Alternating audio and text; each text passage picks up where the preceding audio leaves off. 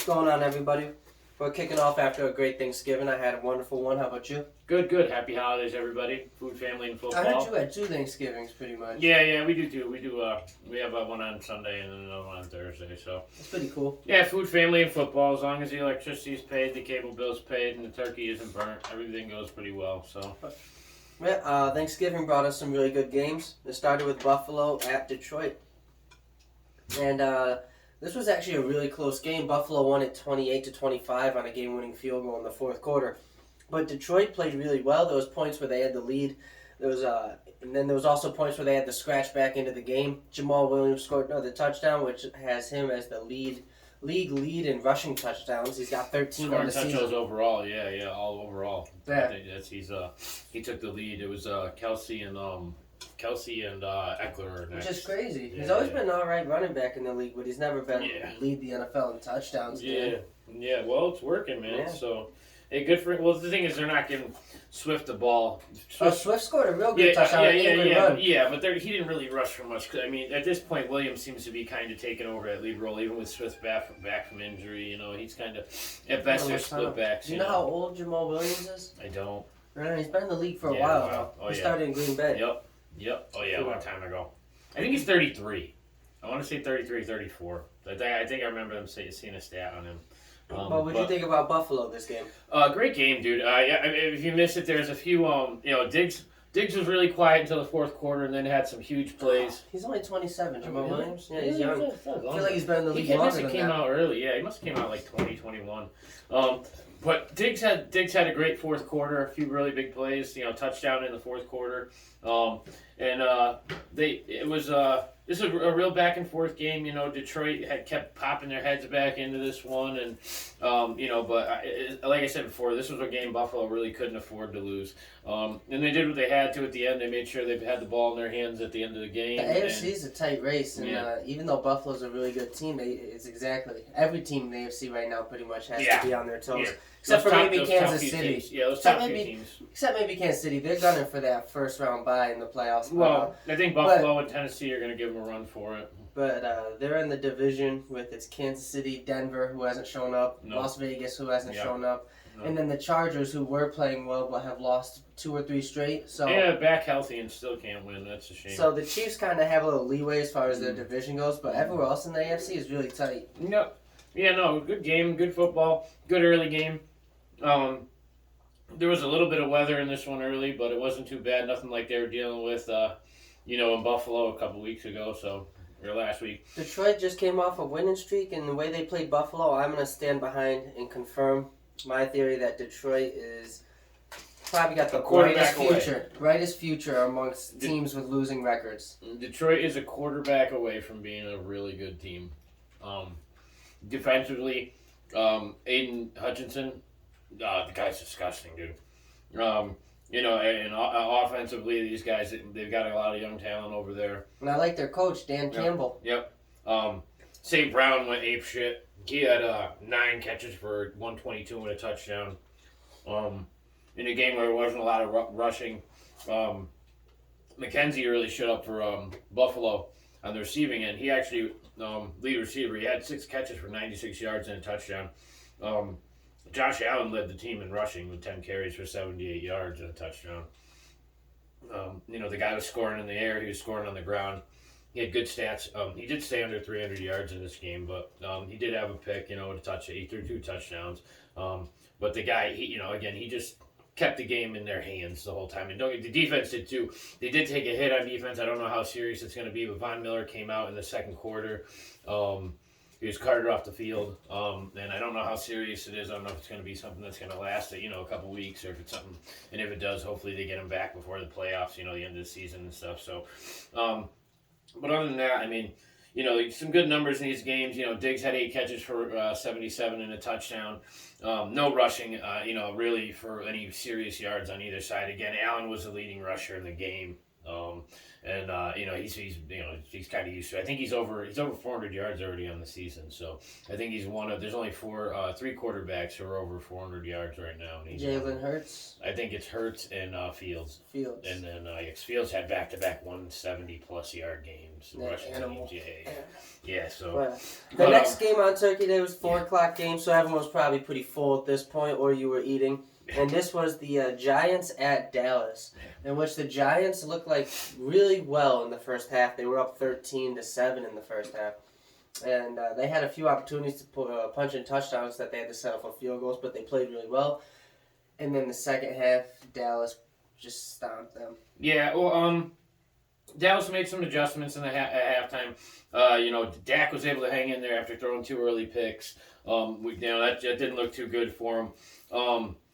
Some things that definitely were huge in this game. One, Barkley got just shut down. I think he had 11 carries for like 36 yards. I mean, he was just not in factor whatsoever. Just the second week in a row, he really hasn't he's been really slowed down. I don't know if it's just the season taking its toll on him because he didn't play much in the last couple of years. Or team scheming to make Jones throw the ball.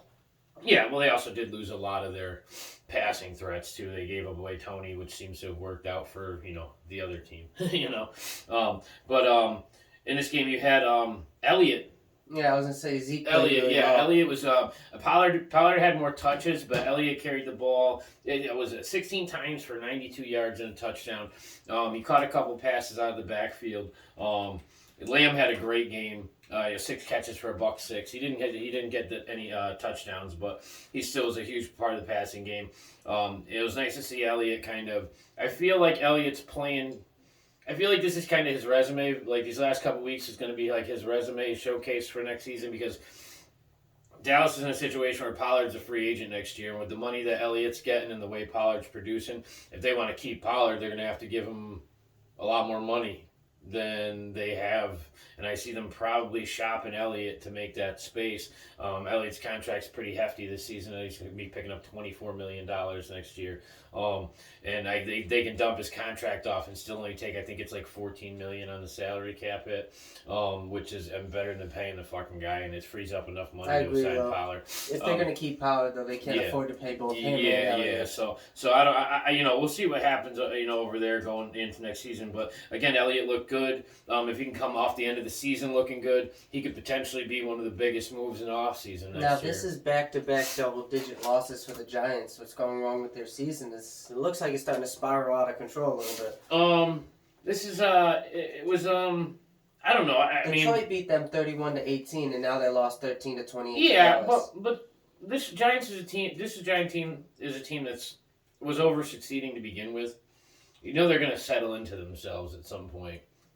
And I mean, they're not going to overachieve all season. They're going to win. They're going to lose some games that, based on the way they've been playing, you think they might win. But the reality of it is they're still the Giants, dude. They are still trying to overcome some stuff. And again, Barkley's been held to almost nothing these last 2 games, which clearly proves how important he is to them winning games. But with that said, interesting games, good times. We're had by all.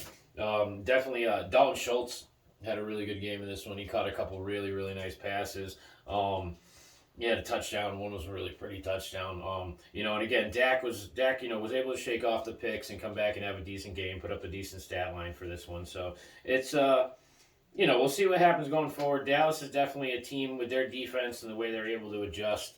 And, Dan Quinn, he may not be a great head coach, but he's one hell of a defensive coordinator, dude. It's definitely his wheelhouse, and he's got a lot of talent over there. So, Dallas is probably only going to keep winning. Good for them. And Giants got to figure out a way to get Saquon moving the ball a little more. 8 o'clock game. 8 o'clock game. We had New England head to Minnesota to play Kirk Cousins and the Vikings. The Vikings would win this game 34-28. 33-26. 33-26, sorry. But this was a very impressive game out of Mac Jones. Mac Jones, probably the best stat line of his whole career. He put up about 70% completion percentage with 380 yards and 2 touchdowns. 2 touchdowns, no picks. It was a very good game out of him. Probably one of his highest QBR rating games. That's what I'm saying. It's probably the best game of his career. Yeah. Pretty good. But New England still fell short. Minnesota was too much. Justin Jefferson was unstoppable all game. Yeah. Kirk Cousins came out and had a Kirk Cousins game. He was 30 for 37, 299, just missed that 300-yard, the bonus mark. That's actually an excellent game. Yeah. 30-37? 30-37, 299. He did 3 touchdowns. He did have 1 pick, which is going to happen. Again, this game, there was no no ground game whatsoever. It was just a shit show as far as, I mean, I think the Patriots ran for like 47 yards, and I think Minnesota rushed for, I think, 56 or 58. Terrible. No running game whatsoever, but Jefferson came out, 9 catches for 139 and a touchdown, and Thielen caught another 9 balls. He had a good, Hockenson caught 5. There's plenty of good targets over there right now, so even when Cook's really not doing anything, these guys can, put away to put, not only just put a couple points on the board, I mean, no running game whatsoever, and they put up 33 points, dude, and with less than, 60 yards rushing, with what people would consider in Dalvin Cook being like a top-tier running back. They completely void, didn't even need it. And the Patriots just kind of struggled a little bit. There was no real solid targets over there. They kind of just passed the ball. I think everybody got like 3 or 4 catches. Nobody really, Devontae Parker didn't do anything crazy. Nobody had any real breakout yards. So it was, the Patriots managed to stay in this game. Kept it close. You made it interesting. Well, I've heard reports lately that the Patriots are rising as a dark horse team to land Odell. I think Odell. I was reading that people are talking. He seems more interested possibly in going to Dallas right now. And I'll tell you what, if you put him on the other side of Lamb, he'd probably be pretty dangerous over there. And the thing is it's not like where I think. Out of all the places, you hear him talking about going to Buffalo, talking about going to New England. Talking about going to New York, stuff like that. I think Buffalo is definitely gonna. They're a Super Bowl contender already without him. I don't think their team gets much better with him, and I think it affects more the guys around him. I don't want to say negatively, but all he's doing is once he's on the field, he's taking targets away from their premier players.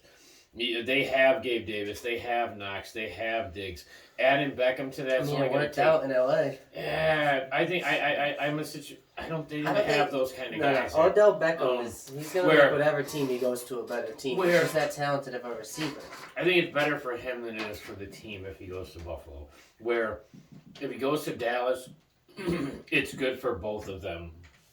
Equally good as for both of them. Because again, Dallas doesn't have that other guy. They had Gallup. Who had a huge day. It might not have been crazy big on the stat line, but Gallup was catching a lot of first downs. I kept hearing his name. He kept making plays. I'd rather hear them say Beckham. Odell? Yeah. Again, think about what this team was. Their passing game was when they had Cooper there, and the numbers between Cooper and Lamb that they were putting up on the board. At one point before Dak got hurt with his ankle, he was back-to-back 400-yard games.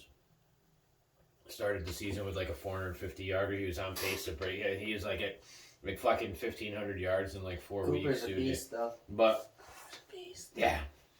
But either way, that wrapped up our Thanksgiving Day games. I hope you guys all had a really good meal. Hope you enjoyed football, family, and fun. And have a nice night. Yeah, we'll see you for our Sunday preview.